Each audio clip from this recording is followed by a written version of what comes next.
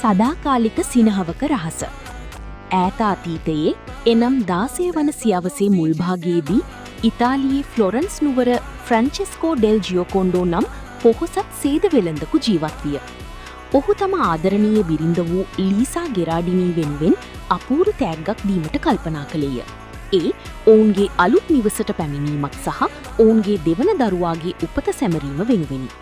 මේ සඳහා ඔහු එකල සිටි දක්ෂතම නමුත් තරමක් අමුතු ගතිගුණ තිබූ චිත්‍ර ශිල්පියෙකුට ආරාධනා කළේය. ඔහු නමින් ලියනාඩෝ ඩාවින්චිය. ඩාවින්චි මෙම චිත්‍රය ඇඳීම ආරම්භ කළේය. සාමාන්‍යයෙන් චිත්‍රයකට පෙනී සිටින විට මිනිසුන් වෙහෙසට පත්වන නිසා ඔවුන්ගේ මුහුණේ ස්වභාවික පෙනුම නැති වී යයි. ලීසාගේ මුහුණෙන් ඒ සුන්දරත්වය ගිලිහී යාමට ඩාවින්චි ඉඩ දුන්නේ නැත. ඇයව සතුටින් තැබීම සඳහා ඔහු අපූරු උපක්‍රමයක් භාවිතා කළේය.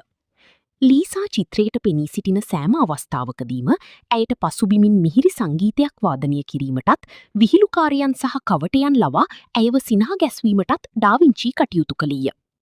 ඇගේ මුහුණේ ඇඳී තිබුණේ සිනහවක්ද නැතහොත් මද ශෝකයක්ද යන්න අදටත් රහසකි. ඊට හේතුව ඩාවින්චි භාවිතා කළ ස්ෆුමාටෝ නම් විශේෂ චිත්‍රශිල්ප ක්‍රමයයි. එහිදී රේඛා පැහැදිලිව නොඇද සෙවනැලි එකිනෙක මුසු කරමින් දුමාරයක් මෙන්